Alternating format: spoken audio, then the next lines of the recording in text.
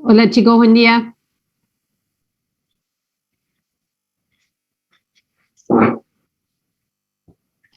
Buen día, profe. Buen día, profe.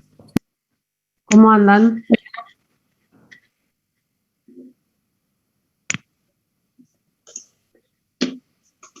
Profe, Sí, le mandé un mail al departamento de alumnos y me mandaron la constancia. sí, me la Me dijeron mandaron. que...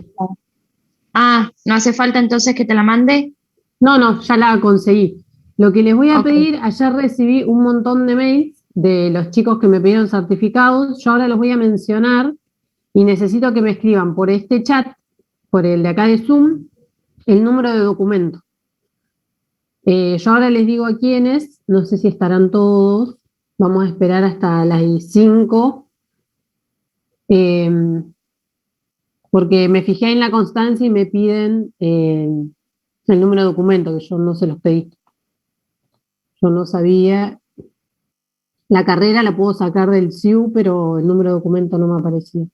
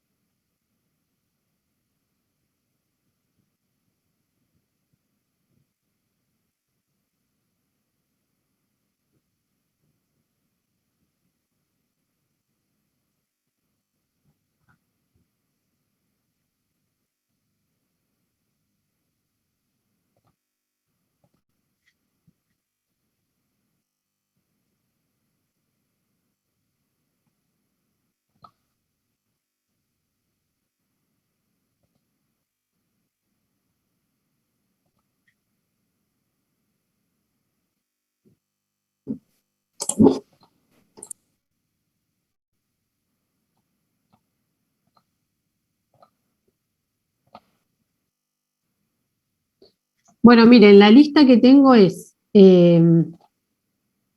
ver,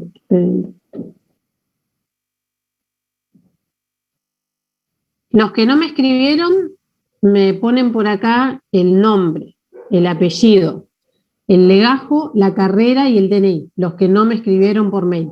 Y los que ya me escribieron por mail, que son Oriana Bello, creo que es el apellido, necesito el DNI de la carrera de petróleo. González José Emiliano, de la carrera eléctrica, necesito el DNI. Burgos Augusto, de petróleo. Morton María Laura, de petróleo. Portales Luis Fernando, de petróleo. Espósito Yara, de petróleo. Gil Paula, de petróleo. Diener Borges Marco Federico, de mecánica. Salas Damián, Huecamburu, Ailín Micaela de petróleo, Izquierdo Mayra de petróleo, Tomek Joel de mecánica, Salazar Kevin de eléctrica, y Nostroza Lautaro de petróleo y Aroca Yusara de eléctrica. De esos necesito que me pasen el DNI.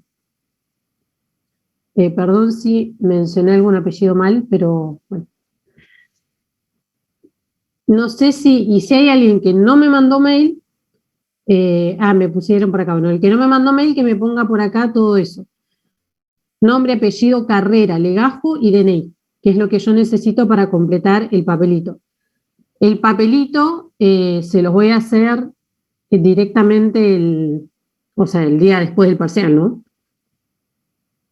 Así que se los entregaré el lunes, supongo, o el domingo, si puedo.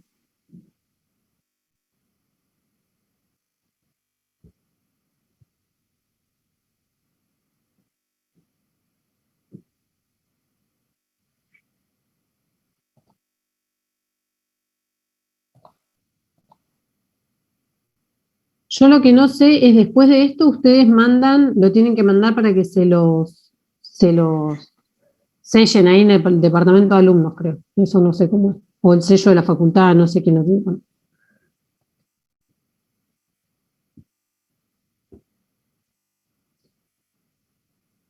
Bueno, eso con respecto al certificado.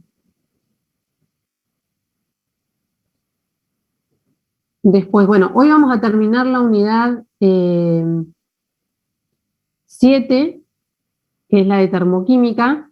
Hoy creo que vamos a terminar temprano, así que van a quedar liberados para ir y hacer muchos ejercicios para consultar el jueves a la tarde, porque el jueves a la mañana vamos a empezar con la unidad 8. O sea, yo no puedo, no, lamentablemente, como la teoría es larga, no puedo, digamos, no dar teoría un día, pero bueno, hoy los voy a alargar un poco más temprano para que puedan ir a hacer y terminar los prácticos, aunque sea. Así el jueves vienen con todas las dudas a la tarde y se sacan todas las dudas que tienen. Me dicen por ahí que no están preguntando mucho en la práctica. Yo hablo bastante con Andrés, bueno, le transmito lo que ustedes, las dudas que ustedes tienen y por ahí yo siempre les pregunto qué quieren que resuelva en la práctica, pero me dice que por ahí no preguntan mucho. Pregunten todo, chicos, pregunten todo porque los ejercicios es práctica. O sea, no hay otra receta tienen que hacerlos y encontrarse ahí con la dificultad. Así que de acá al jueves, sí.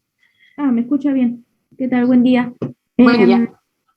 La primera cosita, le corregí mi DNI en el chat, o lo escribí mal. Sí. Y la segunda, quería consultarle más o menos qué modalidad va a tener el examen. ¿Va a ser práctica, teórica, una mezcla?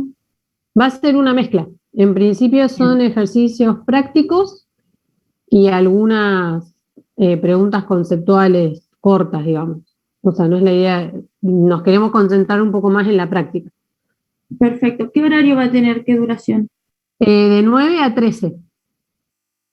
Bien. ¿Y va a ser por PET con nosotros? Sí, probablemente sí. Casi seguro que va a ser por PEDCO. Esto se los vamos a avisar el jueves o el viernes. Les pondremos un cartel en la PEDCO. Total, a ustedes no les modifica, digamos. Pero sí, la idea es con PEDCO, con el tiempo, o sea, a la 1 se corta PEDCO y bueno, ustedes tienen que subir antes de ese horario. Y vamos a habilitarles para que en cada resolución ustedes puedan subir una foto.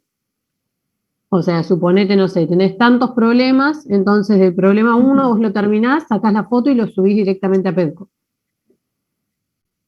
Por problema, ¿está bien?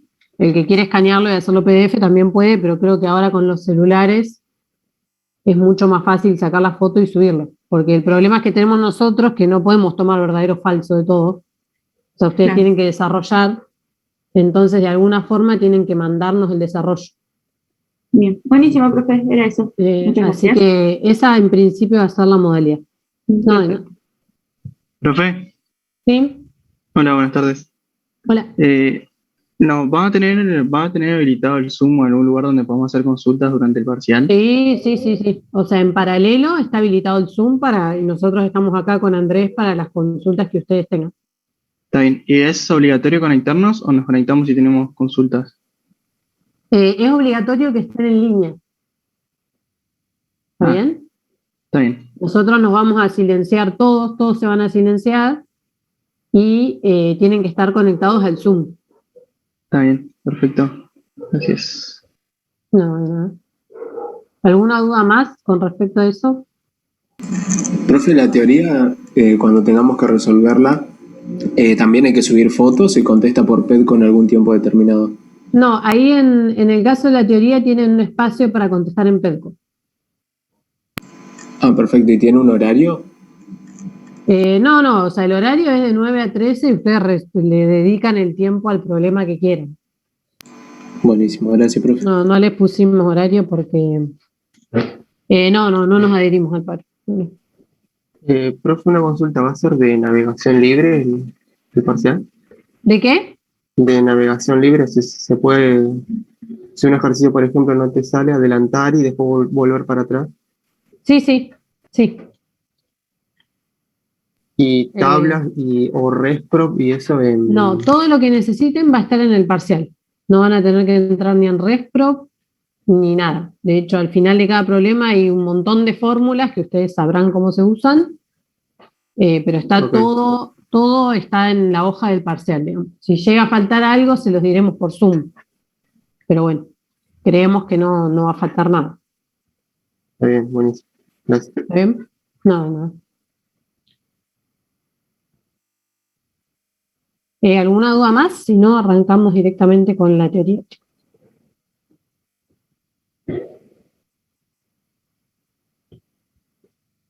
Bueno.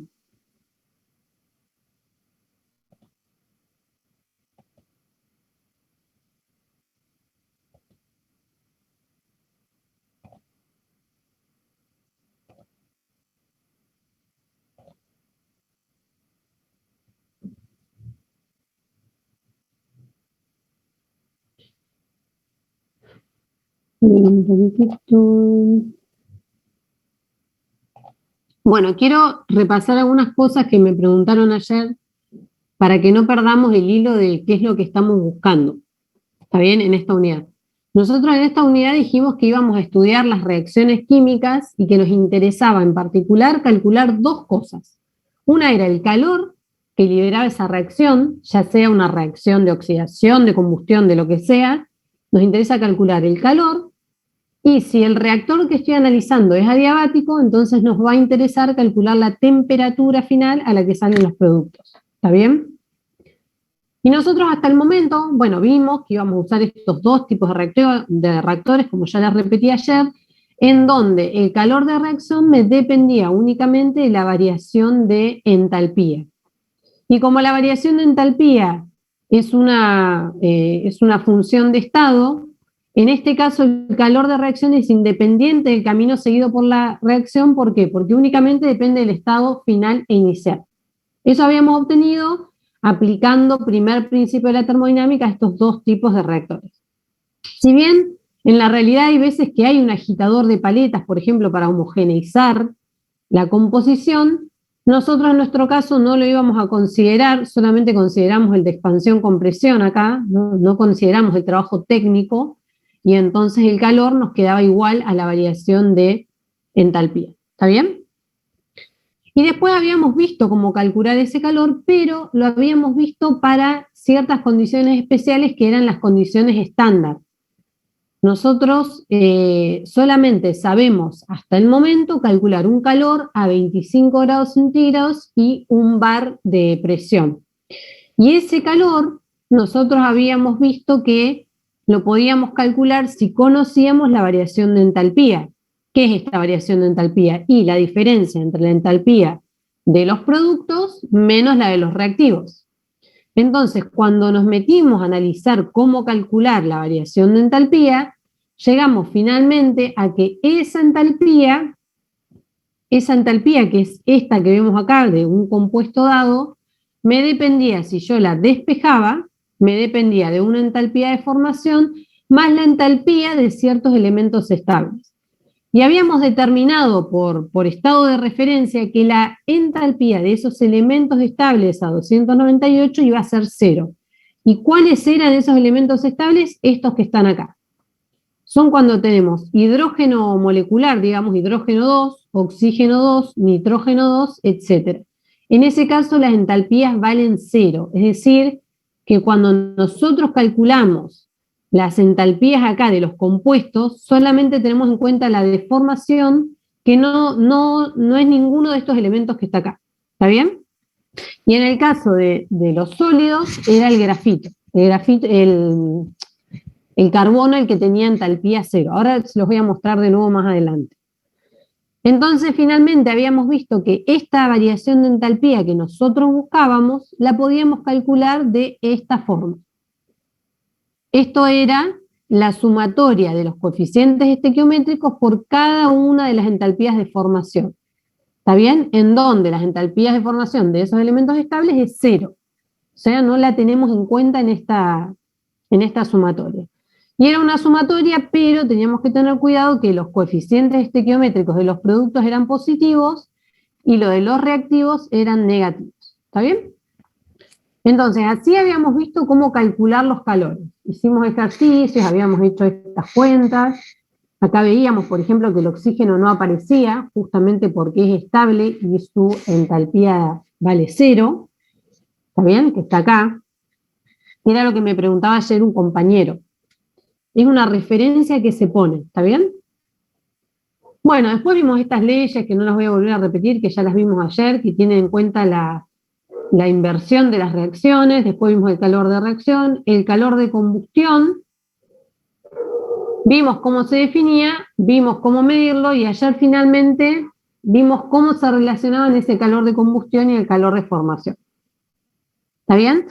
Y ayer sí finalmente aprendimos cómo calcular estas reacciones, cómo plantearlas en el caso de que tengamos la reacción teórica, en donde tenemos la cantidad mínima de oxígeno para hacer reaccionar la totalidad del combustible, dando como productos únicamente dióxido de carbono y agua, y en el caso de que tuviéramos una reacción también teórica, pero con aire, en donde ya no teníamos oxígeno puro, sino que también teníamos nitrógeno. ¿Está bien? En donde el nitrógeno, que consideramos inerte, salía, todo lo que entraba en los reactivos salía tal cual sin reaccionar en los productos. Y teníamos que tener en cuenta esta relación. ¿Está bien? Si yo tengo tantos moles de oxígeno, nosotros sabemos que 1 kilomol o 1 mol de oxígeno va a haber en 4,76 moles o kilomoles de aire. Esto era importante porque si a mí me daban una cantidad de oxígeno y me preguntaban cuánto aire necesito, tengo que hacer una reglita de 3 simples. ¿Por qué? Porque el aire tiene en cuenta la presencia de nitrógeno. ¿Está bien? Entonces no es 1 a 1 el oxígeno con el aire, sino que hay que hacer esta relación. Bueno, habíamos visto que cuando teníamos exceso, todo lo que es exceso no reacciona, entonces tenemos que encontrarlo en los productos. ¿Está bien? Y entonces se le llama, por ejemplo, cuando tengo 100% de exceso de aire, se le llama 200% del aire teórico. Si tengo un 150% de exceso, se le llama 250% del aire teórico. Y así con cada uno de los porcentajes. Y cuando había defecto de aire, es decir, que el oxígeno no es suficiente para hacer reaccionar todo el combustible, entonces en los productos íbamos a encontrar especies como monóxido de carbono o carbono sin quemar, carbono en forma de coque, digamos, o combustible sin quemar. ¿Está bien?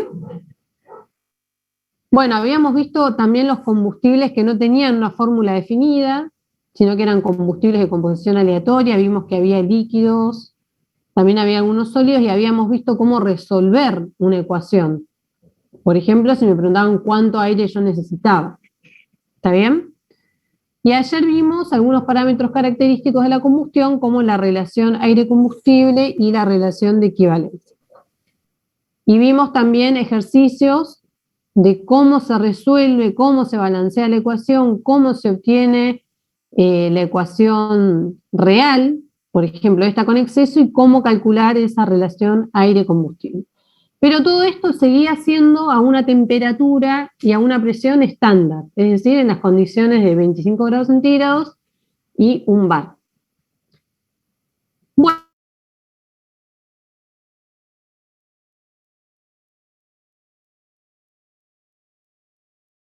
una definición distinta a la de calor de combustión. Vimos que había un poder calorífico superior y un inferior, vimos cuál era su diferencia y vimos un ejemplo bastante sencillo de cómo calcular. Bueno, pasamos por los analizadores de gases, que es lo que en general nos dan los enunciados para mostrarnos la composición de los productos de reacción, por ejemplo, para determinar en este problema cuál es el hidrocarburo, un hidrocarburo desconocido, y poder calcular, por ejemplo, la ecuación química real, la relación aire-combustible y porcentaje de aire en exceso. Y nos habíamos quedado acá. O sea, ahora hacemos más complejo el problema y decimos, ¿qué pasa si la reacción ocurre a temperaturas distintas de 298? Hasta acá, antes de que empecemos con esto, ¿les quedó alguna duda de lo que vimos hasta el momento?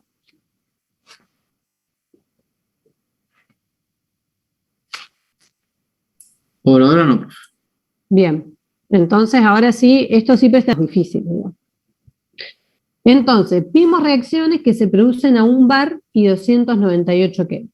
Entonces, ahora vamos a ver qué pasa si esa reacción se produce a una temperatura distinta de la estándar, que como les dije es lo que normalmente pasa. Por ejemplo, es el caso, voy a poner entero, de este reactor. Si bien esta no es una reacción de combustión la que vamos a analizar, vale para cualquier tipo de reacción. ¿Está bien? En este caso es una reacción de oxidación.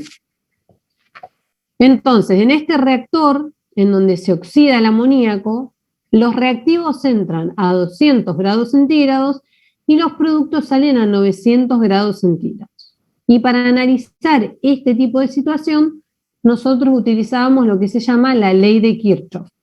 ¿Está bien? La ley de Kirchhoff nos permite analizar qué pasa con los reactivos y los productos que entran a temperaturas distintas. Entonces, yo les había comentado ayer que si bien esta ley tiene una demostración, o sea, tiene una expresión matemática, nosotros la vamos a ver con un gráfico porque es más fácil para que ustedes lo entiendan y porque para los fines de la materia esto alcanza perfectamente para resolver los problemas y es lo mismo que las ecuaciones matemáticas. Es para no llenarlos de ecuaciones, porque ya vamos bastante, está bastante turbio ya el tema de las ecuaciones. Así que para simplificarlo un poco, vamos a verlo en la forma de gráfico. Entonces, en este gráfico nosotros lo que hacíamos es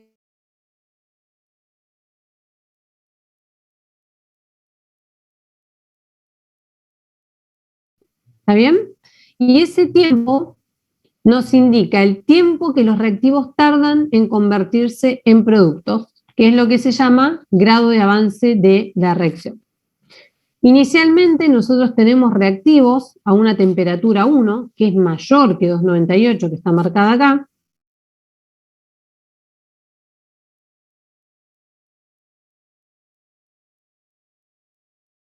Convierten en productos. Vamos a ir aumentando la temperatura hasta que finalmente solo tenemos productos a una temperatura T2. Y nosotros, por ejemplo, podíamos seguir este camino punteado para la reacción. Pero este camino, bueno, ¿y por qué, antes que sigamos, por qué habíamos dicho que salían a temperatura? Bueno, porque estos productos absorben parte del calor que fue liberando la reacción y entonces salen a una temperatura mayor. ¿Esto qué significa? Que de todo el calor que liberó la reacción, parte se transfiere por las paredes del recipiente y parte de ese calor la absorben los productos para aumentar su temperatura. ¿Está bien? ¿Qué es lo que comúnmente pasa? Entonces, este camino, si nosotros seguimos este camino es totalmente arbitrario. Es decir, yo no sé cuál es la forma de este camino. Podría haber sido este, podría haber ido por acá, podría haber ido por acá. No sé cuál es el camino real que sigue la reacción. Pero, como nosotros dijimos que el calor es igual a la variación de entalpía, el camino que sigue la reacción a mí no me interesa. ¿Está bien? Porque para determinar el calor de la reacción, que está relacionado con la variación de entalpía entre el estado 1 y el estado 2, y la variación de entalpía solo depende de los estados final e inicial, yo puedo ir por cualquier camino que una esos dos estados. ¿Y cuál vamos a elegir? Vamos a elegir siempre el más fácil, utilizando las herramientas, o sea, para poder resolverlo con las herramientas que ya conocemos nosotros. ¿Y cuál es la herramienta que ya conocemos? Y ya sabemos cómo calcular el calor de reacción en condiciones estándar, y también sabemos cómo calcular una entalpía sensible, porque ya, si bien no lo vimos para reacciones químicas, lo vimos, por ejemplo, para el caso de gases perfectos. Entonces, en lugar de seguir este camino, yo voy a seguir el camino indicado por las flechas, que se ve acá, por las flechas azules. Entonces, ¿qué es lo que vamos a hacer? Si nosotros suponemos que nuestros reactivos entran a una temperatura distinta que la temperatura ambiente, entonces, hipotéticamente, vamos a enfriar esos reactivos hasta 298 Kelvin. En este trayecto, los reactivos solamente sufren un cambio de temperatura, es decir, que no hay un cambio de composición. Vamos a empezar teniendo reactivos calientes y vamos a terminar teniendo reactivos fríos, con la misma composición. Y nosotros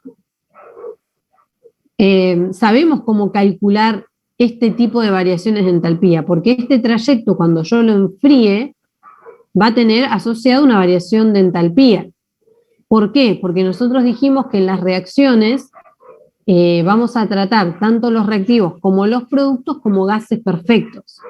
Y los gases perfectos están variando su temperatura y la entalpía solo depende de la temperatura. Entonces, este trayecto en el que enfriamos hipotéticamente los reactivos va a tener asociado una variación de entalpía sensible.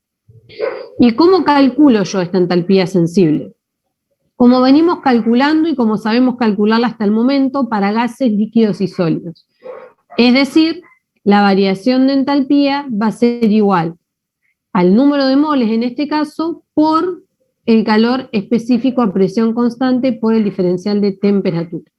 En el caso de que fuera un sólido o un líquido, este calor específico no tiene su índice P o B, es simplemente C.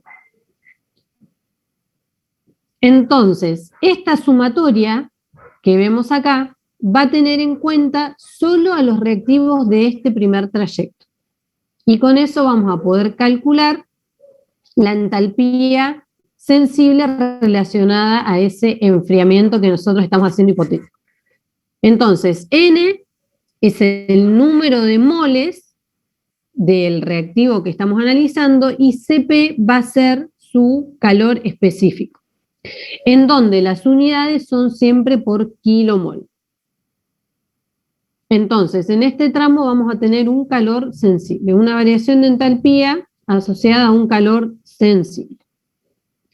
Una vez que enfriamos los reactivos, llegamos a 298 Kelvin haciendo esta integral. Acá hay algo importante. En los reactivos de una reacción química, supongamos una de combustión, ¿qué vamos a tener? En las que venimos viendo.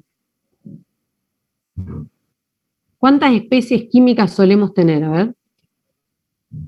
Oxígeno e incombustible. Perfecto, Germán. Oxígeno e incombustible. Entonces, fíjense que yo acá voy a tener la sumatoria de el número de moles del oxígeno por el Cp del oxígeno más el número de moles del combustible por el Cp del combustible. ¿Qué pasa si nosotros hacemos una reacción en donde el combustible entra a una temperatura y el oxígeno a otra? Bueno, entonces tendremos que plantear las dos integrales por separado. ¿Está bien? Si los dos entran a la misma temperatura T1, entonces acá sí puedo sacar factor común, digamos, y hacer una sola integral. Pero si entran a distinta temperatura, tendré que plantear una integral para uno y una integral para otro. Esto no recuerdo si tienen algún problema en la guía, pero no, por las dudas, si les surge el inconveniente. Entonces, una vez que tenemos los reactivos a 298 Kelvin, dejo reaccionar a esta temperatura, a la temperatura ambiente. Y en este segundo trayecto sí hay un cambio de composición, porque justamente los reactivos se están transformando a productos a temperatura constante. Y esa energía liberada es la energía de reacción que nosotros ya sabemos calcular utilizando las entalpías de formación y luego multiplicando por el número de moles de combustible, que en este caso va a ser nuestro reactivo limitante. ¿Está bien? Y acá es donde ayer el compañero me preguntaba, nosotros decimos que la entalpía asociada a los elementos estables, que eran oxígeno 2, hidrógeno 2, nitrógeno 2 y carbono sólido, es 0. En este caso es 0. ¿Está bien? Entonces, al final de esta reacción, ¿qué es lo que voy a tener? Voy a tener todos productos a 298 Kelvin. Entonces, una vez que tengo los productos, lo que voy a hacer es calentarlos hasta la temperatura a la que salen, que es la que me dijeron que era, por ejemplo, en el reactor en la oxidación del amoníaco, 900 grados centígrados. Y en este tramo, que está asociado a la entalpía 2, tampoco voy a tener cambio de composición, al igual que en este trayecto. Lo único que voy a hacer es calentar los productos. Entonces, también hay asociado un calor sensible porque lo único que hacemos es calentar. ¿Y cómo lo vamos a calcular? Bueno, lo vamos a calcular igual que el trayecto 1, solo que ahora la temperatura final es la temperatura 2 y la temperatura inicial es la de 2,98. Y entonces acá va a estar la íntegra. Esta era el calor de reacción asociado a este trayecto. ¿Está bien? Que ya vimos.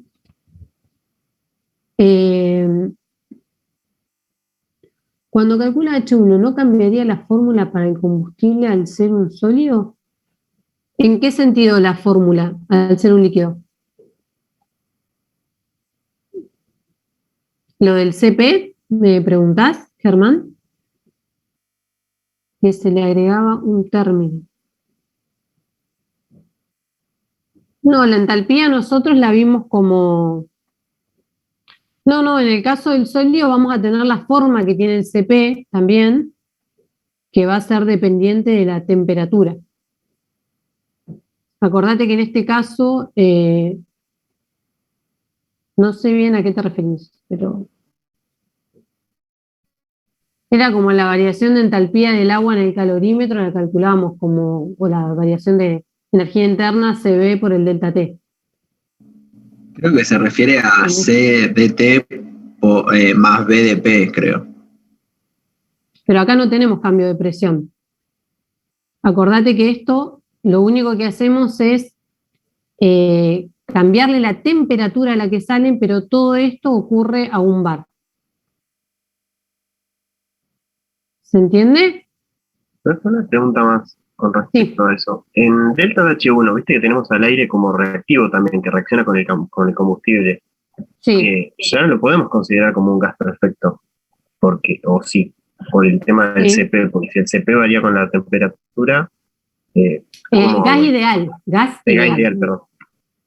Sí, lo podemos calcular, porque nosotros, ¿te acordás que lo que dijimos fue lo siguiente? Nosotros dijimos que un gas ideal, en el gas ideal el CP depende únicamente de la temperatura, pero eso no significa que el CP no pueda variar. Y en el caso del gas perfecto, ¿te acordás que habíamos hecho esa sutil diferencia que en realidad se usa indistintamente? El gas perfecto era el que en realidad uno podía tomar el CP constante. Pero la definición de gas ideal te dice que el CP, una de las cosas, es que el CP únicamente depende de la temperatura, pero eso no significa que ese CP no pueda variar en el rango de temperatura. ¿Se entiende? Sí, sí.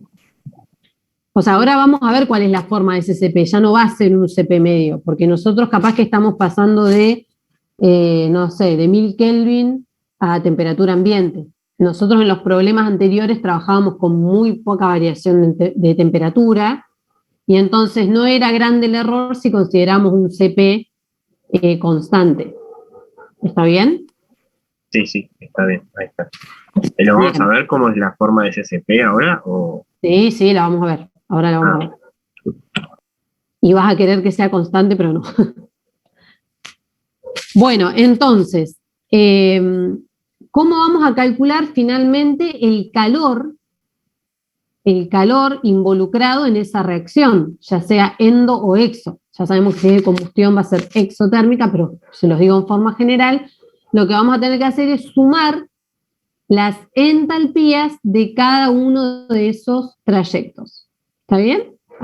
Delta H1, el delta H de reacción y el delta H2, que es lo que está acá arriba.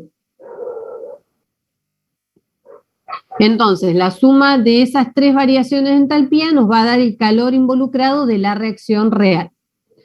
Entonces, en lugar de ir por este camino real, que nosotros en realidad lo desconocemos, vamos por este camino hipotético e imaginario, porque ese calor solo me depende del estado final inicial. Entonces, así se calcula el calor intercambiado. Como les dije recién, ya sea exotérmico o endotérmica la reacción. También podemos tener, les dije ayer yo, el caso en el que los reactivos, en lugar de entrar a una temperatura más alta, entren a una temperatura más baja. Bueno, en ese caso hacemos exactamente lo mismo. El delta H1 lo calculamos exactamente igual, solo que obviamente cambiamos los extremos de integración. Entonces, además yo les había comentado que acá hacíamos una simplificación muy importante en este trayecto. Nosotros vimos que en el caso, por ejemplo, de las reacciones de combustión, siempre en los productos encontrábamos agua. Entonces, ¿qué pasaba si esta temperatura 2 era mayor a 100 grados centígrados? Bueno, habíamos visto que si los productos salen a una temperatura mayor, voy a tener que ocurre el cambio de fase del agua, porque nosotros sabemos que el agua a temperatura ambiente es líquida, pero a un bar y aproximadamente 99 y pico de grados centígrados cambia de fase. Entonces, ¿qué va a pasar? Vamos a tener que en realidad en este trayecto que nosotros lo asociamos únicamente a un calor sensible, vamos a tener en realidad la presencia de un calor latente que es por el cambio de fase del agua. Es decir, que yo estrictamente le tendría que sumar en este trayecto, además de hacer la integral, tendría que sumarle el calor latente de vaporización del agua. ¿Está bien? Entonces, para no hacer eso, yo acá les puse que de 298 a 100 se los puse en temperatura absoluta, pero a 100 tenemos agua líquida y de 100 a una temperatura mayor a 100 grados tenemos vapor de agua. O sea que acá no solo tendríamos que considerar el calor latente de vaporización, sino que en el CP tendríamos que diferenciar, por ejemplo, entre un CP para el agua líquida y un CP para el vapor de agua. Entonces, ¿qué es lo que vamos a hacer nosotros? Nosotros lo que vamos a hacer es decir que en donde ocurre la reacción a temperatura ambiente, cada vez que tengamos agua en los productos, vamos a suponer que en lugar de formarse agua líquida a 25 grados centígrados y un bar, se va a formar agua en estado de vapor. ¿Está bien? Esto es una simplificación que hacemos, pero que no nos da un error apreciable. O sea, es muy poquita la diferencia y nos simplifica la cantidad de términos en las integrales, que cuando hay muchos productos es bastante larga. Entonces, acá, cuando calculemos las entalpías, cuando tengamos que usar las entalpías de formación, dentro de este término, vamos a utilizar la entalpía de formación del agua en estado gaseoso. ¿Esto se entiende? Igual ahora lo vamos a ver en el ejemplo. Pero para que vean, digamos, qué es lo que pasa en la realidad y qué es lo que nosotros vamos a hacer en los cálculos. Sí, profesor. Bueno, bien. Bueno, bárbaro. Esto que dije, que todo lo que les dije recién está resumido en esta filmina. Acá les puse cada término lo que indica, ya lo vimos, hay una entalpía de reacción, esta que ocurre a temperatura ambiente, a la temperatura estándar, y dos tramos asociados a entalpías sensibles de reactivos y productos respectivamente, que son calculadas para gases con el modelo ideal y para líquidos y sólidos con el modelo de sustancias incompresibles. Y para simplificar nuestros cálculos, esto que les acabo de decir recién, que el agua sale en los productos directamente como agua gaseosa, porque el error cometido es muy bajo. Entonces, vamos a ver el ejemplo, ya nos quedamos acá, pero bueno, como fue la última parte de la clase, creo que estaba, no sé si se entendió mucho. Vamos a ver el ejemplo de este esquema que acabamos de ver, que nos dice: a un reactor de flujo ingresa amoníaco gaseoso y la cantidad estequiométrica de oxígeno puro a 200 grados centígrados y 1 bar, saliendo los productos de reacción a 900 grados centígrados y 1 bar. Y nos pide determinar el calor de la reacción de oxidación del amoníaco y nos ponía una dificultad más, que era si la eficiencia de la reacción es del 80%. Y acá esta dificultad nos va a complicar un poco, pero es uno de los casos más completos, digamos, que vamos a tener. Entonces, lo primero que vamos a hacer nosotros, bueno, primero interpretar esta eficiencia. ¿Qué significa si nos dice que la eficiencia es del 80%? O sea, no es del 100%. ¿Ustedes con qué lo relacionan? Si estamos quemando, oxidando, por ejemplo, en este caso. Que no se quema todo, por ejemplo. Claro, o sea, que tiene un grado de ineficiencia, digamos, esa oxidación. Es decir, que de ese kilomol de amoníaco solo me va a reaccionar el 80%, a pesar de que tengo el aire estequiométrico, porque ya habíamos visto que por más de que yo tuviera la cantidad de aire estequiométrico, podía pasar, por ejemplo, que por los diseños de cámara o lo que sea, el combustible no quemara completamente.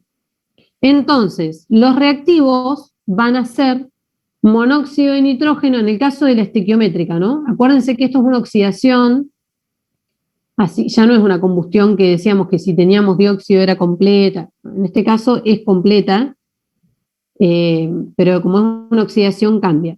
Este tipo de reacciones nosotros se las damos. No en el caso del combustible, de las de combustión, que ya saben cómo hacerlas, pero cuando hay una reacción distinta, llegado el caso, nosotros le damos la forma de la reacción. Así que por eso no se preocupen. Entonces, tenemos amoníaco que se oxida con oxígeno y da como productos monóxido de nitrógeno y agua. Entonces, lo primero que tenemos que hacer es balancear nuestra ecuación estequiométrica. Esta es nuestra ecuación estequiométrica y de acá nos dice cuál es la cantidad de oxígeno teórico que yo necesito en el caso de una reacción completa en donde reacciono 1 kilomol de amoníaco. Pero ahora tenemos que plantear nosotros nuestra reacción real, porque nosotros sabemos que esa reacción real tiene cierta eficiencia. Tiene una eficiencia del 80%. Entonces, si yo tengo que de mi kilomol reaccionan solamente 0,8, entonces en los productos yo tengo que encontrar la diferencia. Si me reacciona 0,8 a 1 kilomol, tengo que encontrar 0,2 kilomoles de amoníaco que no reaccionaron. Este amoníaco, así como este exceso, digamos, por la eficiencia, no es un exceso en realidad, como tiene una eficiencia de 80%, esta cantidad de amoníaco, así como entró, salió sin reaccionar. ¿Está bien? Porque la reacción no es 100% eficiente. Entonces, si reaccionan 0,8 kilomoles de amoníaco, entonces también va a reaccionar de este oxígeno estequiométrico que yo le puse, únicamente va a reaccionar el 80%. Es decir, que hay un 20% de oxígeno que no reacciona y me tiene que aparecer también en los productos. ¿Está bien? Es decir, que a esta cantidad teórica yo voy a tener el 20%, digamos, en los productos.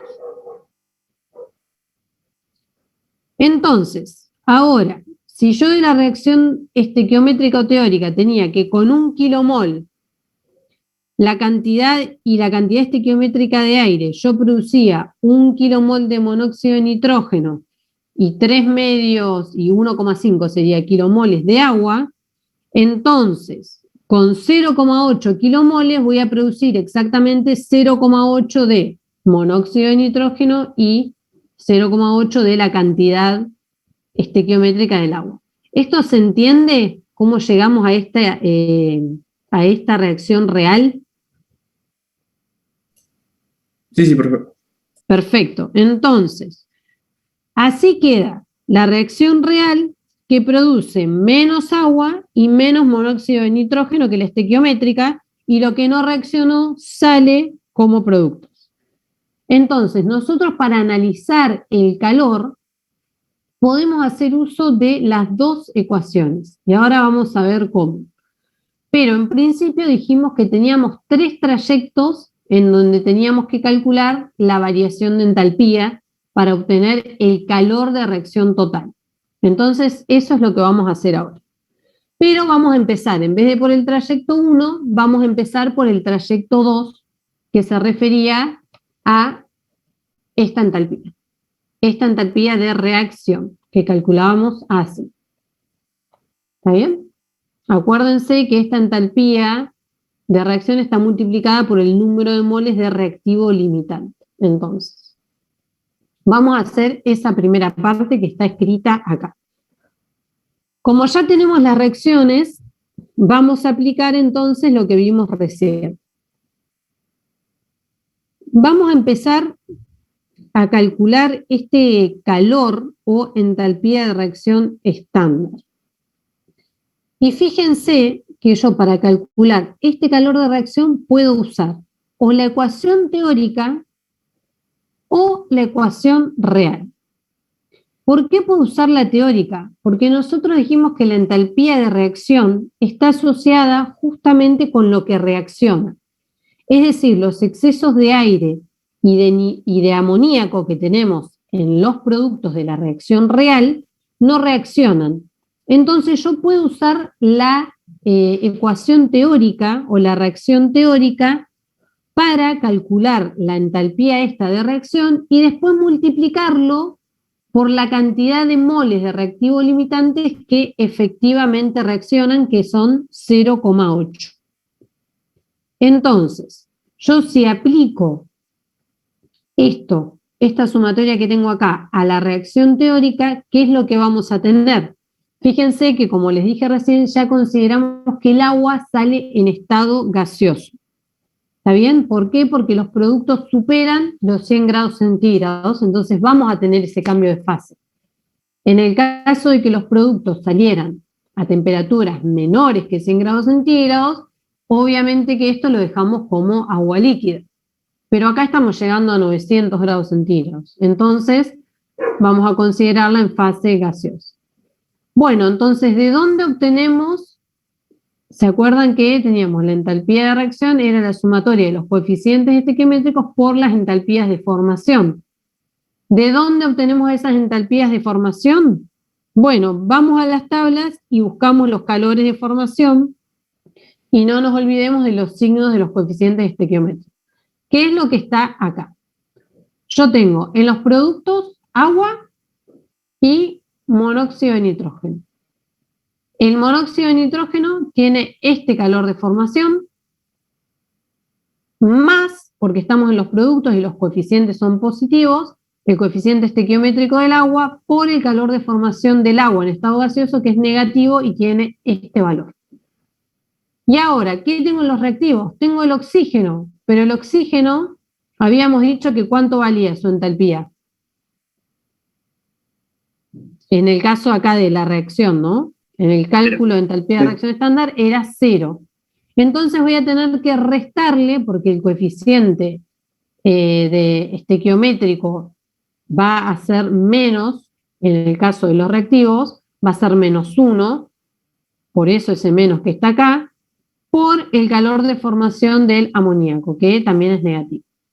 Entonces, esta entalpía de reacción, que todavía nos falta multiplicarla por algo, me da negativa. Me da en joules sobre kilomol. Dijimos que después a este valor yo lo tenía que multiplicar por la cantidad de moles de reactivo limitante que efectivamente reaccionaban. Y eso era 0,8 porque mi reacción real tenía una eficiencia dada. Entonces, el calor de reacción de ese trayecto 2 va a ser finalmente este, que está acá. ¿Está bien? Que nos indica una reacción exotérmica. Entonces, algo que les quiero mostrar, que preguntó el compañero ayer, yo no había encontrado una tabla. Esta es una tabla que me indica los calores de formación a las condiciones estándar, obviamente, y acá encontré esta que efectivamente dice 0. El carbono, el hidrógeno, el nitrógeno y el oxígeno dicen que vale 0. Es decir, que si yo lo pusiera en esta cuenta, me va a dar menos, en este caso sería menos 5/4 por 0. ¿Está bien? En las otras tablas que yo les había puesto no estaban estos. Es solamente para que vean que efectivamente valen 0. Esta está en el WART, al final del WART. Pero bueno, tiene unidades en el sistema inglés. Entonces, yo les dije recién que este cálculo de entalpía de reacción estándar también lo podríamos haber hecho con la ecuación real. Fíjense que yo acá lo hice con la teórica, pero después multipliqué por los 0,8 kilomol, no le puse 1 kilomol. más allá de qué es lo que me dice la teórica, porque tengo que tener en cuenta lo que realmente está reaccionando. Si yo lo hago con la ecuación real, que es esta que está acá abajo, me va a quedar exactamente lo mismo. ¿Por qué? Fíjense, si nosotros analizamos y hacemos esta cuenta, acá que voy a tener en el lado de los productos, voy a tener oxígeno, que me vale 0. Voy a tener amoníaco, que en este caso no lo tenía, pero voy a tener 0,2 kilomol del amoníaco y voy a tener ahora esta cantidad de agua y esta cantidad de monóxido de nitrógeno, que es lo mismo que está acá, nada más que multiplicado por 0,8. ¿Está bien? Es decir, que yo puedo hacer esta ecuación con la reacción real, pero ahora, en este caso, no voy a tener que multiplicar por 0,8, porque ya lo consideré acá dentro de la reacción. ¿Se entiende? Esa es la única diferencia que hay con esto y con esto, pero les va a dar exactamente lo mismo, porque esto después lo voy a asociar con este calor de formación, que es igual, porque también hay amoníaco, y me va a quedar que 1 menos 0,2 es 0,8, que es lo mismo que si hubiera multiplicado por fuera. O sea que es lo mismo, que es lo que les puse acá.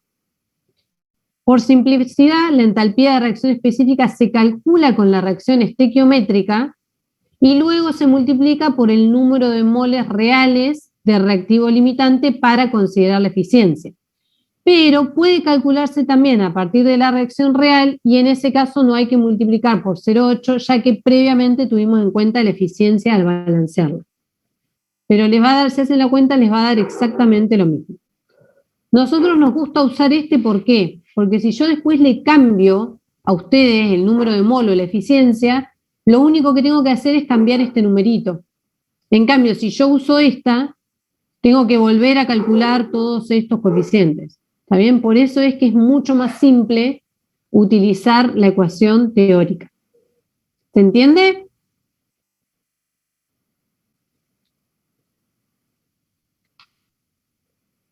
Bueno, seguimos entonces un poquito más. Entonces, ahora ya tenemos el trayecto 2 que se refería a la entalpía de reacción. Veamos ahora cómo calcular las entalpías sensibles de esos tramos en donde enfriábamos los reactivos y calentábamos los productos. Y acá sí o sí hay que utilizar la reacción real, porque ahora yo estoy calentando los productos de temperatura ambiente hasta 900 Kelvin. Y si yo uso la teórica, hay productos que no me van a aparecer directamente. Entonces acá sí o sí tengo que usar la reacción real, que es lo que les puse acá en rojo, para que no se confundan. ¿Está bien? ¿Por qué? Porque si yo no pongo estos productos que tengo, estos productos son justamente los que absorben ese calor. Y si a mí me faltan, no estoy haciendo bien las cosas. Tengo que poner la reacción real tal y como sucede.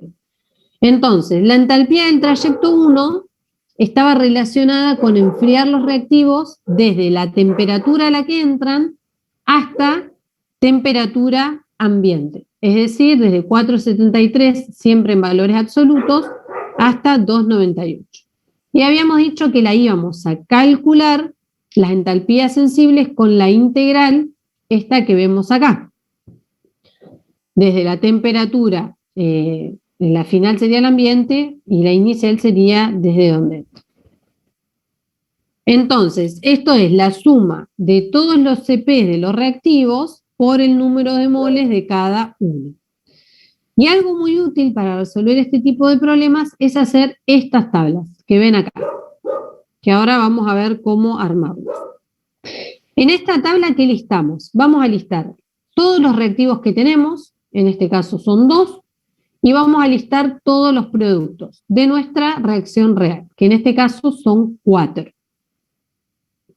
Entonces, vamos también a poner la temperatura a la que entran y la temperatura a la que salen. En el caso de los reactivos entran a 4,73 y van a salir a 2,98, y en el caso de los productos entran a 2,98 y salen a 1.173. También vamos a poner el número de moles que tenemos en la reacción real. ¿Está bien? que esto lo sacamos de la reacción, porque acuérdense que estos coeficientes eran el número de moles del agua por 1 kilomol de combustible, entonces van a coincidir acá y los podemos, y lo ponemos como número de moles. Entonces, después, ¿qué vamos a poner? El valor de los CP. Y fíjense cómo son los CP de cada una de las especies. Fíjense, esto era lo que yo les decía. Como hay una variación de temperatura muy amplia, entonces ya no podemos utilizar el CP constante. Lo que tenemos que hacer es utilizar los CP para gases ideales, pero teniendo la fórmula, el polinomio de cómo varía ese CP con la temperatura, que son estos polinomios que ustedes ven acá. ¿Está bien? Entonces, ¿de dónde sacamos estos valores de CP? Bueno, de un apéndice que yo le subí a la PEDCO, que no sé si lo pudieron ver o no, es el apéndice B, que tiene todos los CPs de todas las especies que nosotros vamos a ver. Entonces, como necesitamos saber cómo varía, nos vamos a ir a la tabla. ¿Y cómo es el aspecto de esas tablas? Se ven así, de esta forma. Este es el apéndice que yo les subí. Fíjense que nos da la ecuación polinómica general para el CP, pero no es el CP exactamente. Lo que hace es darnos la ecuación polinómica del CP sobre la constante R.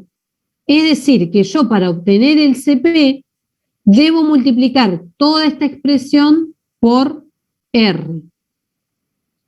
Porque esto lo ponen así para dar valores adimensionales, porque CP y R tienen las mismas unidades.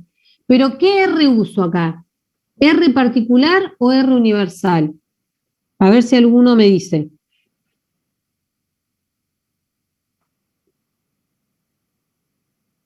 ¿Cuál era la diferencia entre el R particular y la R universal?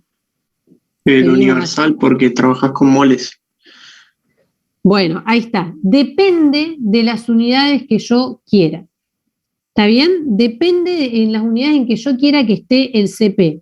Como nosotros ahora lo necesitamos en base molar, entonces esta R, como dijo el compañero, es la R universal.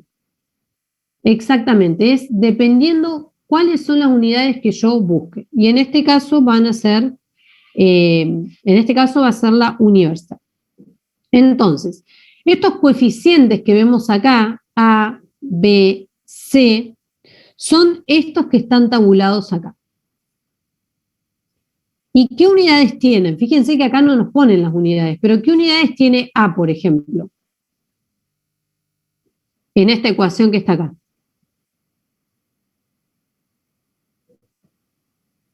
Si yo tengo que esto es adimensional, CP sobre R es adimensional, entonces A es un coeficiente adimensional. B, ¿qué unidades tiene que tener si está multiplicado por T?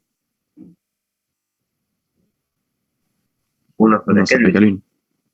Claro, 1 sobre Kelvin, ¿está bien?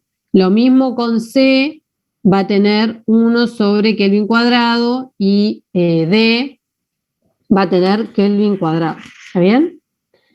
Fíjense que B, C y D, para obtenerlos, no podemos sacar el número directamente de la tabla. Tienen que prestar atención a lo que dice acá. A mí me dice que este número, por ejemplo, para el metano, este coeficiente es 10 a la 3 por B es igual a 9,081. ¿Qué significa? Que para obtener B tengo que dividir este número por 10 a la 3 o multiplicarlo por 10 a la menos 3, que es lo mismo. ¿Está bien? Entonces, no nos olvidemos de estas dos cosas. Primero, que tenemos que multiplicar todo el polinomio por R. Y segundo, despejar bien cada uno de estos coeficientes. Porque después van y ponen este coeficiente en el parcial y eso está mal. Porque les da totalmente distinto. Esta tabla es de gas ideal, fíjense, son coeficientes. Fíjense que ahí dice su índice de gas ideal. Es decir, todos estos componentes químicos los tratamos como gases ideales y el punto es coma. ¿Está bien? El punto que ven acá en las tablas son comas. También nos indica, por ejemplo, hasta qué temperatura máxima es válida este polinomio para cada una de las especies. Es decir, que si yo tengo temperaturas mayores a 1500 Kelvin, yo ya no puedo usar esta expresión. ¿Por qué? Porque me lo limita hasta estas temperaturas máximas que me indican acá. ¿Ves? Acá, por ejemplo, tienen otro rango. Por ejemplo. Entonces, de esta forma nosotros obtenemos todas estas expresiones polinómicas que son las que yo les mostré recién en esta tablita de acá. Que yo acá las puse como CP sobre R. ¿Está bien? Pero todo esto lo sacamos, o sea que ya se pueden dar una idea de cómo queda esta integral de larga. O sea, en el caso de los reactivos son 2, pero en el caso de los productos, imagínense que tienen que multiplicar cada uno de estos coeficientes por cada uno de sus respectivos polinomios. ¿Está bien? O sea, son cuentas, las de termoquímica, bastante tediosas porque son largas y en general siempre metemos la pata.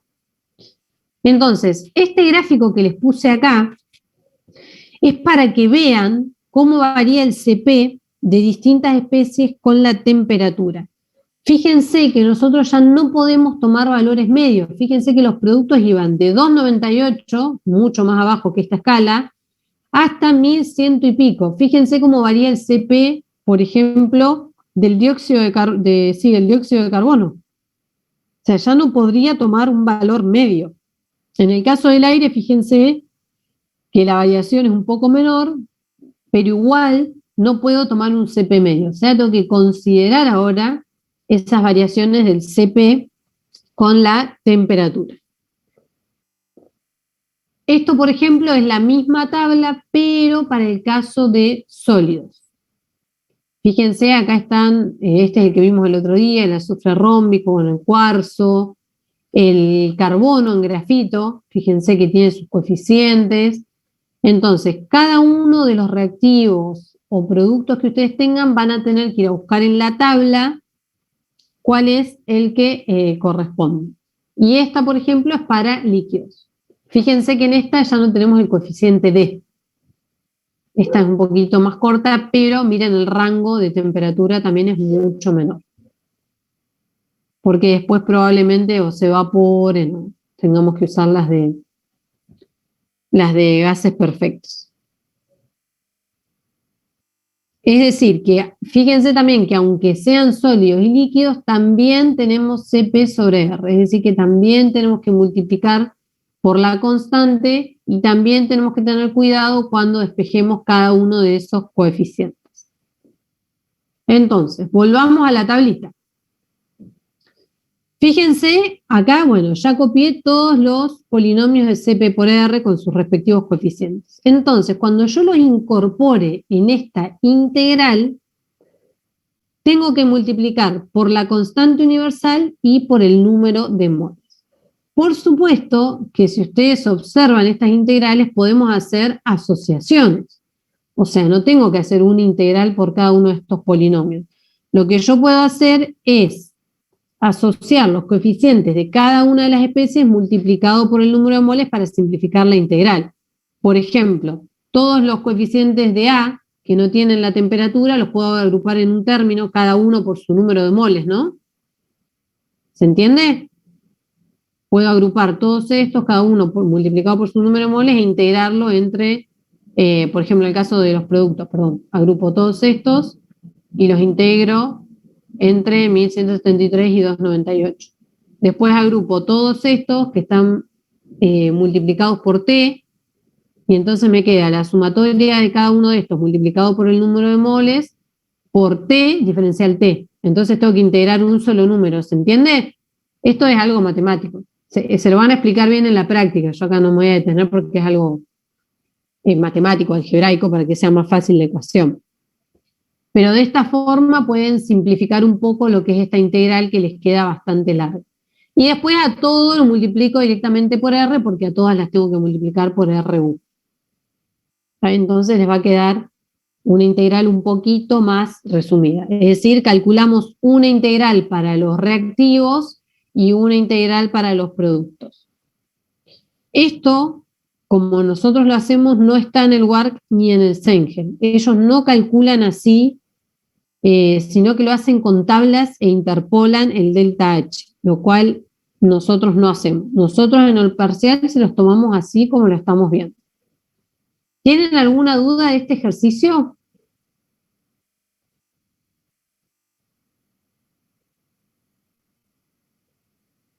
Yo no, pero me quedó una duda con respecto a las tablas.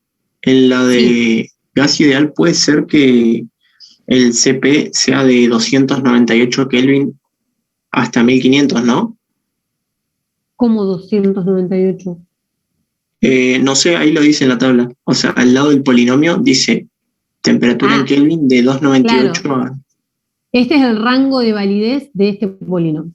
Bien, o sea, cuando trabajemos con gases ideales, vamos a estar siempre en este rango. A más de 25 grados, más o menos. Claro, o sea, de 25 grados para arriba. Fíjense que nosotros en este caso estamos, acá, nosotros vamos de 298, que es 25, para arriba, porque esto, como lo sabemos hacer, siempre vamos a fijar a 25. Así que estos siempre van a ser válidos, si esa era tu pregunta. Sí, eso. El problema es este, que ahora, cuando veamos la última parte de la clase, este va a ser un problema. En este caso, porque no los dan. Nosotros sabemos que la T máxima, por ejemplo, era 1173 Kelvin. O sea, acá estamos perfectos. Estamos muy bien. Pero vamos a ver qué pasa cuando, o sea, hay casos en donde no conocemos esta T máxima, bueno, igual cometemos por ahí a veces un poco de error. Pero sí, este es el rango de validez. ¿Está bien? Entonces, ¿se entendió el procedimiento para resolverlos? Esto es tedioso, chicos, o sea, son cuentas. Son cuentas y hay que estar atento porque siempre metemos la pata. Acá sí es recomendable que escriban, aunque les lleve más tiempo, renglón por renglón y vayan reemplazando de una cosa a la vez, porque si hacen todo junto, después no pueden seguir dónde está el error. Pero este es el procedimiento para resolver los ejercicios que van a encontrar en la guía. Tienen que hacer un par para poder entrenar el mecanismo, digamos, de resolverlo, y después ya van a ver que en realidad no es complicado, pero son cuentas, cuentas y cuentas.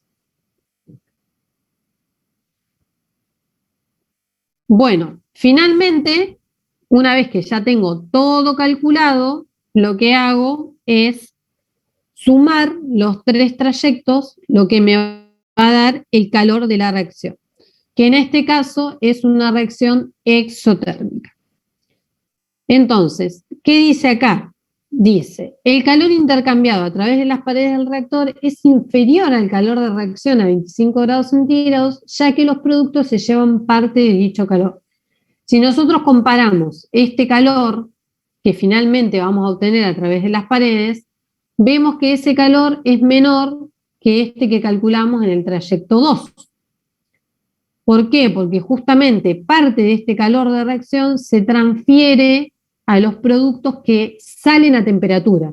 En vez de nosotros entregar calor al exterior del reactor, estamos como usándolo para calcular los productos, para calentar los productos. Eso es lo que me dice esa oración de lo último. Fíjense que si los reactivos entran a una temperatura mayor que la temperatura ambiente, eso me favorece. ¿Por qué? Porque ya me están aportando calor al de la reacción. En cambio, en el trayecto final de los productos consumen parte del calor. Entonces, esas son cosas que podemos ir analizando cuando hagan los ejercicios y viendo qué es lo que conviene y no. Por eso a veces se calientan, a veces, obviamente que gasto también calor en calentarlos, ¿no? Pero bueno, a veces es favorable. Entonces, la última parte de esta unidad que nos queda ver es el concepto de temperatura de combustión adiabática. Hasta ahora justamente nosotros vemos y calculamos cuánto calor se intercambia por las paredes del reactor. Pero ¿qué pasa si ese reactor es adiabático? Bueno, en ese caso, el calor lo van a absorber los productos y por lo tanto nos va a interesar saber a qué temperatura llegan esos productos. Es decir, que los productos se calientan y entonces vamos a tener que conocer esa temperatura final a la que sale. Si analizamos, por supuesto, una reacción que es endotérmica, los productos salen más fríos. Pero lo importante es que en este caso, en el caso de la temperatura adiabática, el calor ahora es 0 y nuestra incógnita va a ser la temperatura final, porque el calor a través de las paredes del recipiente es 0. Entonces, a las temperaturas de salida de los productos se les llama temperatura de combustión adiabática, que es lo que dice acá. Es la temperatura máxima a la que salen los productos de combustión de un reactor adiabático en donde el calor es igual a 0. En el caso del reactor de flujo o del cilindro émbolo, que son los que nosotros vamos a estudiar, en donde el calor, ¿se acuerdan?, era igual al número de moles por el delta H, en esos casos se le llama temperatura de llama. Se llama temperatura adiabática de llama. Y es la temperatura de combustión adiabática cuando la reacción se produce en un reactor a presión constante, que es lo que dice acá, de flujo o cilindro émbolo. Ese nombre se le da porque esa temperatura a la que salen es prácticamente igual a la que midiéramos, por ejemplo, si pudiéramos medir en la llama. Por ejemplo, si quemamos el combustible de la hornalla, si nosotros medimos la llama azul, que nos indica que la combustión es completa, mediríamos una temperatura similar a la que obtendríamos si tuviéramos un reactor adiabático. Por eso es que se le llama temperatura de llama. En el caso del reactor cerrado a volumen constante, entonces esta temperatura se le llama adiabática de explosión. Nosotros no vamos a analizar estos casos, pero bueno, esto está relacionado con que si el reactor, como es a volumen constante, si esa temperatura es muy alta, puede explotar, digamos. Podemos superar la resistencia del reactor y puede explotar. Entonces, el máximo valor de temperatura de combustión adiabática se logra con la combustión completa estequiométrica de un combustible con oxígeno puro. Y ahora vamos a ver por qué esto que decimos ahora. Se entiende, chicos, que en este caso, si nosotros planteáramos las ecuaciones, nosotros vamos a plantear exactamente igual que antes. ¿Por qué? Porque los productos van a salir a una temperatura muy alta. El problema nos dirá cómo entran los reactivos. Si a temperatura ambiente, les quiero mostrar esto. En este caso vamos a tener, por ejemplo, los reactivos pueden entrar a mayor temperatura o a 25 grados. Si entran a 25 grados o a menor, ¿no? Pero en el caso de que entren a 25 grados, este trayecto no lo vamos a tener. Eso es obvio. Ahora lo que nosotros vamos a estar interesados es encontrar esta T2 que no la conocemos. Es decir, que esta integral, esta va a ser nuestra incógnita. Cuando nosotros hagamos esta suma, vamos a igualar esto a 0, porque nuestro reactor es adiabático, y vamos a tener que despejar la T2, que va a ser nuestra única incógnita de toda esta ecuación. Y eso, por supuesto, requiere de un método matemático que nos permita iterar e ir viendo si nos acercamos. O sea, si ustedes esto lo analizan matemáticamente, es una función igualada a 0. No sé si ustedes vieron ya métodos 1, o la están haciendo. Métodos computacionales 1, no me acuerdo si es de este mismo cuatrimestre o no. Es de este cuatrimestre. Bueno, en esa materia ustedes van a ver un método que se llama el método de la secante, que es para resolver este tipo de problemas. Y eso se los van a dar en la práctica. Les van a hacer un breve repaso de cómo resolver, porque esto sí que requiere ese método matemático para poder resolverlo. ¿Está bien? Pero no hay que perder de vista esto, que ahora nuestro calor es 0 y nuestra incógnita va a ser T2. Pero esto va a seguir siendo igual de válido. Vamos a calcular de igual manera en el caso de que tengamos ese tipo de problemas. Entonces, habíamos llegado a este gráfico. Este gráfico nos muestra la temperatura adiabática, pero en los dos tipos de reactores. A presión constante y a volumen constante, que es la curva roja. En las ordenadas tengo la temperatura máxima o la temperatura adiabática y en las abscisas el porcentaje de aire teórico. Y este porcentaje de aire teórico, como les dije al principio, está relacionado con la cantidad de aire que se utiliza para que reaccionen los reactivos. ¿Cuál sería el porcentaje de aire estequiométrico? Que alguno me lo diga.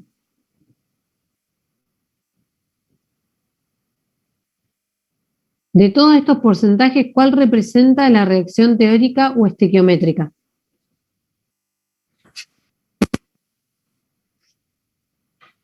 No importa si se equivocan, ¿eh?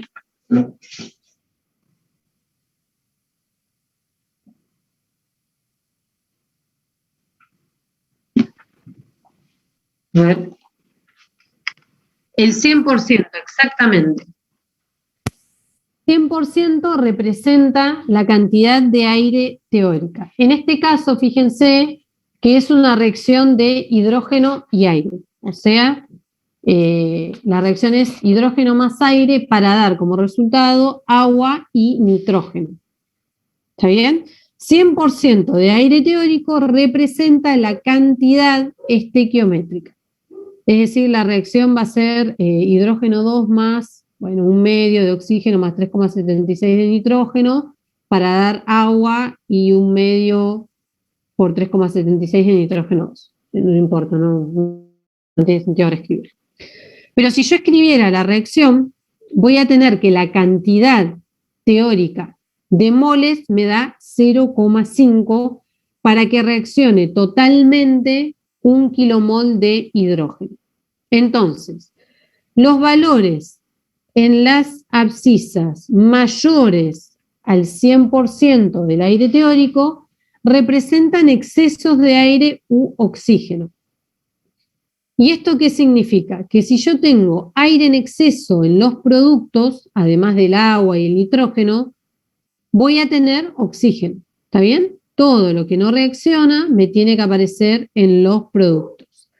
Por ejemplo, un 20% de exceso, si hacen memoria de la filmina que acabamos de ver, se leería acá como un 120% de aire teórico. ¿Está bien? Un 20% de exceso significa un 120% de aire teórico. Un 50% de exceso sería un 100% de teórico. O sea que si querés elevar la temperatura frutal de salida, tener mucho exceso de aire sería malo. Exactamente. Y ahora vamos a ver por qué es esa conclusión, Germán.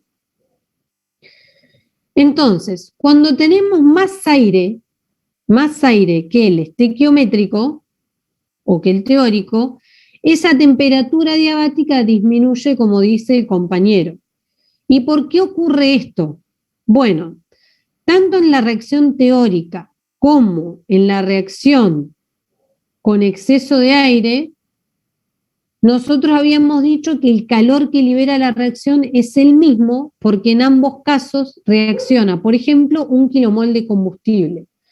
Sin embargo, a pesar de que el calor es el mismo, vemos que la temperatura que alcanzan los productos, en el caso de la teórica, y en el caso de un exceso, por ejemplo, de 150, es menor, en el caso de que estamos analizando la temperatura de combustión adiabática. ¿Y esto por qué es? Porque en la reacción con exceso, ¿alguien me quiere preguntar algo? O escucho un micrófono, pero no sé si... En la reacción con exceso tengo mayor cantidad de productos. ¿Por qué? Porque me aparece el exceso de oxígeno. Es decir, que el calor liberado por la reacción tiene que calentar más masa que en el caso de la reacción teórica. Y esto implica que la temperatura alcanzada por los productos sea menor a medida que mayor exceso tengo. ¿Esto se entiende? El calor de una reacción teórica con un exceso liberado es el mismo, pero la temperatura que alcanzan los productos es menor porque en el caso de que yo tenga exceso, tengo que calentar más cantidad de productos. O sea, es el mismo calor distribuido en más masa. Por lo tanto, tienen que alcanzar una temperatura menor. ¿Esto lo entienden? Esta pregunta hicimos en un final. Es más, les pegué este gráfico tal cual y le preguntamos que lo explicaran y bueno, no lo supieron explicar. Así que si no lo entienden, pregunten ahora. Si no entienden por qué esta disminución. Entonces, ¿hay algún valor de exceso para garantizar la combustión pero no afectar mucho el rendimiento? Bueno, eso va a depender, viste que eso depende mucho también del diseño de la cámara. Por supuesto que sí, hay valores óptimos, pero eso dependerá de cada reacción y del diseño de cada cámara, para asegurar de que nosotros no vemos ahora un valor óptimo, porque no es que analizamos una reacción en particular. Pero supongo que para reacciones particulares, como por ejemplo la oxidación de amoníaco y eso, sí tienen valores de exceso, digamos, determinados. Esto que estamos viendo acá, como dijo el compañero, ahí dice, o sea que si querés elevar la temperatura de los productos a la salida, tener mucho exceso sería malo. Sí, si quisieras elevar la temperatura de los productos, sí, pero ¿qué pasa si la quisieras disminuir? Esto se usa mucho justamente para disminuir la temperatura a la salida de la caldera. Ustedes se acuerdan que nosotros vimos que en la caldera teníamos una reacción que después ese calor se utilizaba para, o sea, el calor de esa combustión se utilizaba para evaporar en un evaporador el fluido. Y después ese fluido entraba a la turbina a una temperatura adecuada con la resistencia del material de la turbina. Entonces, ¿qué pasa si yo necesito, mis productos salen a muy alta temperatura con la reacción estequiométrica, entonces yo le pongo exceso para disminuir la temperatura del vapor a la salida de la caldera? ¿Está bien? Para justamente que entre a la turbina y esa temperatura no supere la resistencia del material con el que se hacen las turbinas. Puedo alcanzar temperaturas muy altas, en los 2000 Kelvin, y los materiales, ya van a ver cuando vean materiales los mecánicos, hay aleaciones especiales que se utilizan en las turbinas de gas que soportan temperaturas altas, que es lo que se llaman las superaleaciones. Entonces, eso tiene una aplicación, digamos, industrial, esto de los excesos. Ahora, ¿qué pasa del lado en donde el porcentaje de aire es menor al teórico? Acá tenemos defecto de aire y entonces, al haber menos aire que el que se requiere en la reacción estequiométrica, entonces no voy a poder hacer reaccionar toda la cantidad de combustible porque no le alcanza el aire. Entonces, en este caso, el calor de reacción liberado por la reacción, ¿cómo creen que va a ser con respecto al teórico? Si yo no llego a quemar exactamente, va a ser menor. Entonces, como el calor de reacción liberado es menor que en el caso estequiométrico o con exceso, entonces, por lo tanto, los productos alcanzan también una temperatura menor que en el caso de la reacción teórica o estequiométrica. Es decir, que a ambos lados del porcentaje de aire teórico, donde ocurre la reacción estequiométrica, la temperatura de llama o adiabática disminuye, pero por distintas razones. Y esto ustedes lo tienen que saber explicar. ¿Está bien? Para exceso disminuye porque tengo más productos, tengo más masa que calentar, y cuando tenemos defecto de aire disminuye porque el calor liberado por la reacción es menor. Se puso... Entonces... no me hago la discusión, no juega conmigo. La diferencia de temperatura entre la curva roja y la curva azul se debe a que en la curva... Ay, no sé, alguien tiene prendido el micrófono y me está como saturando un poco el... Ahí está. Bueno, entonces ahora vamos a ver por qué la diferencia entre la curva roja, que dijimos que es un reactor a volumen constante, y la curva azul. Esto es porque en la curva azul hay trabajo de expansión y en la roja no. Entonces, por lo tanto, hay parte que se entrega como trabajo de expansión y entonces las temperaturas que se alcanzan son menores. De todos modos, esto nosotros no estamos interesados en el comportamiento de la curva, no tanto en la diferencia de estos dos porque este no lo analizamos casi, ¿está bien? Pero es por la presencia del trabajo de expansión.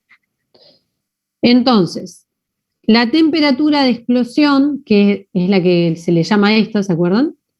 Es mayor que la temperatura adiabática porque no se realiza trabajo. En este caso no hay trabajo de expansión-compresión, no hay cambios de volumen. Y acá sí. Y después las diferencias entre por qué la temperatura es menor a un lado y a otro lado de la estequiométrica se las acabo de decir. Y eso es lo que tienen que ustedes saber. ¿Está bien? De este gráfico. Entonces, ¿acá hay alguna duda que les haya quedado? Bueno, entonces seguimos. Ya terminamos. Esta, por ejemplo, son las curvas, pero para distintos combustibles que reaccionan con aire. En este caso, el phi igual a 1, phi igual a 1 significa la reacción estequiométrica. ¿Se acuerdan que esto era la relación de equivalencia? Bueno, en este caso, phi igual a 1 es la reacción estequiométrica. Se observa exactamente el mismo comportamiento, por supuesto con algunas diferencias en la curvatura, pero es el mismo comportamiento que antes. Fíjense que la curva verde y roja es la misma reacción, pero una con oxígeno y la otra con aire. Entonces, el calor liberado, si bien dijimos que el calor liberado por las reacciones va a ser exactamente el mismo, sin embargo, las temperaturas alcanzadas son distintas. ¿Y esto por qué creen ustedes? En base a lo que vimos recién, ¿por qué creen que con oxígeno se alcanzan temperaturas más grandes que con aire? ¿Qué tiene el aire que no tiene el oxígeno? El nitrógeno. El nitrógeno, exactamente. Entonces el nitrógeno en los productos me va a absorber calor, es decir, va a haber más masa. ¿Está bien? Como el nitrógeno es un compuesto inerte que aparece en los productos, entonces, a pesar de que el calor liberado por las dos reacciones es el mismo, en el caso de que yo la haga reaccionar con aire, tiene que calentar más masa que en el caso de que reaccione con oxígeno. ¿Está bien? Esa es la explicación de las curvas. Bueno, y lo último, esto ya es lo último de teoría, y este, por ejemplo, es un ejercicio que no lo vamos a resolver porque no les voy a poner para ponernos a iterar acá en la clase, que es algo matemático, pero por ejemplo tienen este tipo de enunciado. Calcule la temperatura adiabática de llama que se logra al quemar metano con la cantidad teórica de aire a 25 grados centígrados suponiendo combustión completa. Entonces, yo quemo a 25 grados centígrados, tengo un reactor que es adiabático y entonces los productos me van a salir a una T2 desconocida. ¿Está bien? Entonces, tengo que plantear la reacción teórica del metano, balancearla, después calcular este calor de reacción, que este calor de reacción lo voy a poder calcular completo, porque tengo mi reacción teórica escrita, así que no me falta ningún dato, tengo los coeficientes estequiométricos y tengo todas las entalpías de formación. La incógnita me va a aparecer en este segundo trayecto, en esta entalpía sensible, asociada con delta H2, en donde no voy a tener mi temperatura 2. ¿Está bien? Y acuérdense la forma que tienen los polinomios, o sea, me va a estar relacionado con esa forma polinómica. Entonces lo que tengo que plantear es este tipo de ecuación y resolverla con el método de la secante, que se los van a mostrar la clase que viene, no, este jueves no, sino el otro jueves en la práctica. ¿Está bien? ¿Alguna duda, chicos, de esto? Esto ya es lo último y con esto terminamos. Con esto se termina la unidad 7. O sea, ya el jueves empezamos con la unidad 8, que la unidad 8 no tiene, o sea, el práctico lo tienen que hacer ustedes, no lo van a tener en la práctica, porque es muy sencillo y es muy cortito. Así que ese lo resuelven ustedes. Bien, acá me llegó otro DNI. ¿Alguno más que le haga falta el certificado que no me haya escrito? por favor me escribe por acá ahora, nombre, apellido, legajo y DNI. Si no hay más dudas, chicos, los dejo y vayan a hacer ejercicios. Váyanse con todo, repasen todo el práctico para el jueves, para la clase práctica del jueves y sáquense todas las dudas. Usen la consulta de mañana y usen también el foro. Si no hay más dudas, chicos, los dejo. Nos vemos el jueves a las 11. Bueno, profe. Chao, profe. Hasta Hasta luego. luego. Chau, chau.